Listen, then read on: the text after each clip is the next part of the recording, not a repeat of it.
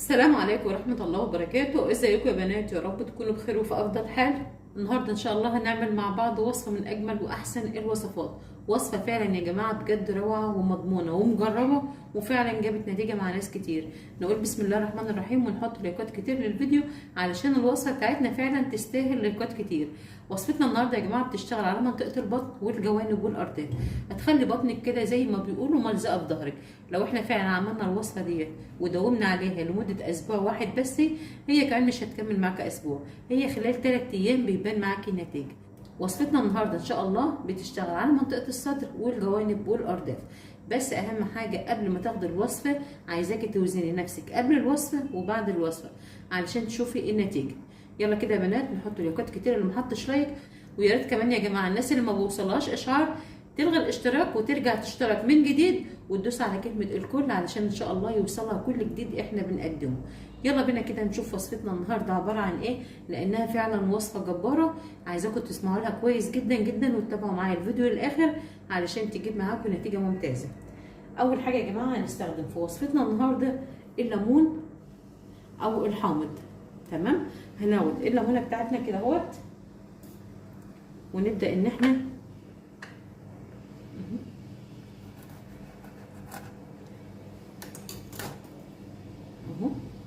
وهنجيب كوبايه كده معانا. ده كده يا جماعه هنحتاج بس الميه دلوقتي نحطها كده على جنب علشان هنستخدم الجلد لوحده. تمام اهو،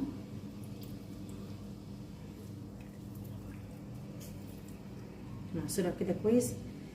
ده كده هنحطها على جنب، وبعد كده هناخد النص التاني برضه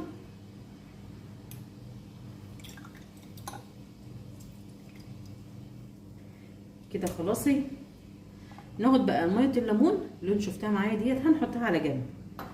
وتعالوا بقى اقول لكم جلد الليمون اللي انا خدته دوت هنعمل فيه ايه. اول حاجه هنجيب كده يا جماعه حاجه هنحطها على النار، بعد كده هناخد قشر الليمون اللي احنا شلنا منه الميه بتاعته كده اهوت، وهنقطعه كده اهوت قطع صغيره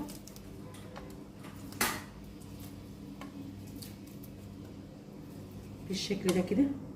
وده برده نفس الشيء. خدوا بالكم جلد الليمون ده يا جماعه فيه فوائد رهيبه جدا، وخصوصا الماده الزيتيه اللي بتبقى موجوده في قشر الليمون. طيب ده كده معايا اول وصفه. تعالوا بقى نشوف مع بعض اللي بعد كده، ودي طبعا المفاجاه وناس كتير يعني فعلا جربوا يا جماعه الوصفه ديت وجابت نتيجه، ودي طلعت افضل واحسن وصفه جابت معاهم نتيجه كويسه جدا. ده يا جماعه الكزبره اهو، ده بيجي من عند العطار او بيجي يعني بيبقى في موجود في مطبخنا، مش هنقول بقى يعني هو مش موجود، لا هو بيبقى موجود في مطبخنا. بس انا محتاجه يا جماعه في الوصفه بتاعتي الخشن. تمام، الحامل واللي بترضع ما تاخدش الوصفه ديت، انا بقولها يا جماعه عشان كلنا ناخد بالنا، الحامل واللي بترضع تبعد عن الوصفه ديت. طيب الكزبره في الوقت ده يا جماعه بيعمل ايه؟ ده بينزل كل السموم، ده تاني معلقه اهوت، وبينزل كل الميه الزايده اللي في الجسم. في مننا كتير بيلاحظ كده ان جسمه بيبقى منفوخ ومليان ميه، يقول انا جسمي مليان وانا وزني زايد، لا ده بتبقى ميه محبوسه في الجسم. طب في الوقت ده اعمل ايه؟ الكزبره. الكزبره افضل حاجه ان هي بتنزل معاكي كل الميه وكل الدهون وكل السموم اللي موجوده في جسمنا. ده كده تاني مكون معانا. تعالوا بقى نشوف مع بعض اللي بعد كده اللي هو ايه.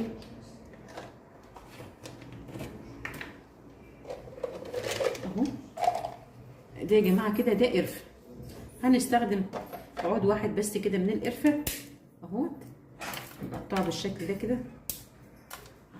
تمام، طبعا يا جماعه كلنا عارفين ان القرفه له دور كبير ان هو بينظم مستوى السكر في الدم، يعني وكمان بيزود معدل الحرق في الجسم، يعني له فوائد رهيبه جدا.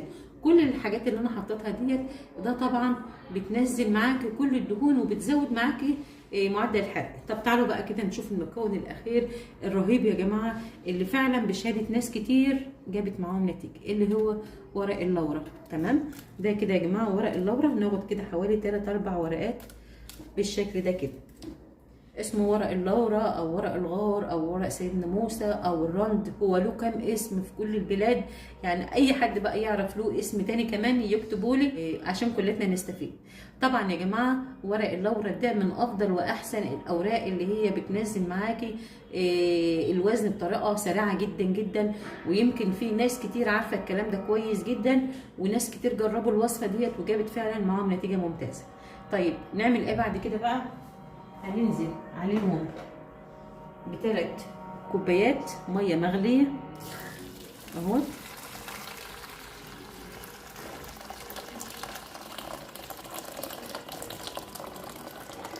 اللي عايز يحط ميه من الحنفيه عاديه يا جماعه مفيش مشكله، عايزه تغلي الميه عشان تسرع معاكي بس الغليان برده مفيش مشكله. ده كده يا جماعه الوصفه جهزت معايا وحطيت عليها الميه المغليه.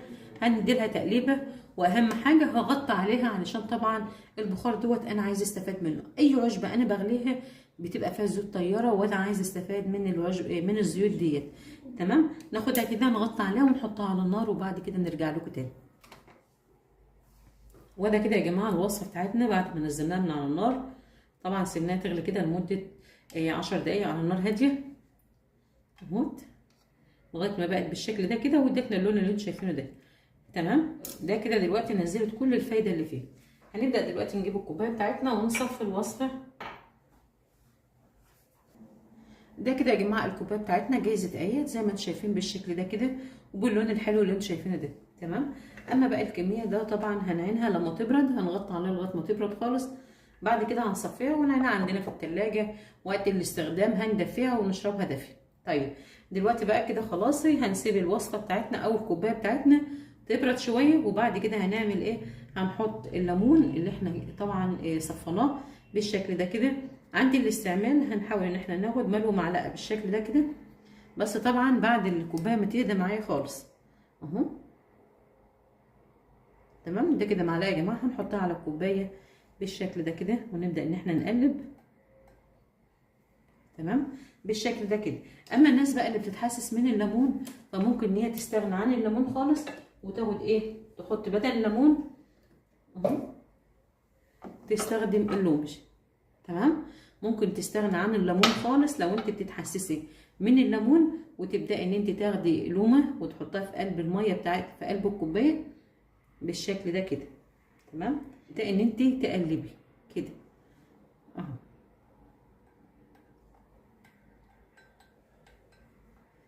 اهي. ده طبعا هتديكي نفس النتيجه برضو.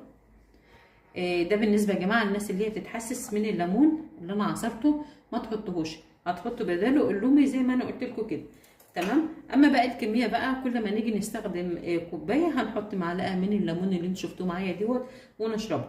طيب الكوبايه ديت هنستخدمها امتى او هناخدها كم مره؟ ده طبعا اول كوبايه هناخدها كده الصبح على الريق، يعني قبل وجبه الفطار بساعه هناخد كوبايه زي ديت، وقبل النوم برضو هناخد كوبايه زي اللي انتوا شايفينها معايا دي. طبعا يا جماعه الناس اللي هتقول طب احط سكر او احط اي تحليه، لا انا بفضل ان انت تاخدوا الكوبايه بالشكل ده كده. ولو يعني ما قدرتيش ان انت تشربوها بالشكل ده كده، حاولي ان انت تحطي مع نص معلقه، نص بس يا جماعه، نص معلقه من العسل النحل الابيض الطبيعي على الكوبايه ديت هتبقى كويسه جدا. تمام، بس انا بفضل ان انت تاخديها من غير اي حاجه هتديكي نتيجه افضل واسرع. ده كان الفيديو بتاعنا النهارده، اتمنى يا رب يكون عجبكم. ولو عجبكم ان شاء الله ما تنسوش تشيروا الوصفه وحطوا لايكات كتير للفيديو. وطبعا يا جماعه اللي لسه ما اشتركش في القناه يشرفني طبعا اشتراك، ويا ريت كمان يفعلوا الجرس ويضغطوا على الكل علشان ان شاء الله يوصلوا مني كل جديد. السلام عليكم ورحمه الله وبركاته.